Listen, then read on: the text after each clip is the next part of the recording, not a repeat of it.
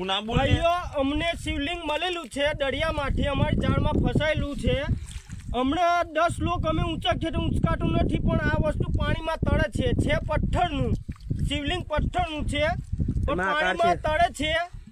પણ બળ કાઢ્યા પછી અમારથી ઊંચકાતું નથી 10 લોકોને ઊંચકાવવા માટે પણ નથી ઊંચકાતું આ શિવલિંગ છે મહાદેવનું અન્ન ભગવાનના આકાર છે જોઈ શકો છો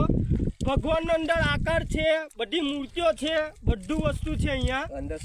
અંદર શેષનાગ આવેલો છે અંદર શિવલિંગમાં અમે મચ્છી મારવા આવેલા ત્યાંથી અમને મળેલું છે શિવલિંગ અત્યારે અમે દરિયાની વચ્ચે છે અમારા બોટ જોઈ શકો છો તમે આ બધા લોકો આ બધો ધનકા તીરથ અખાતમાં મળેલું છે મંદિર આ શિવલિંગ અમને તમે જોઈ શકો છો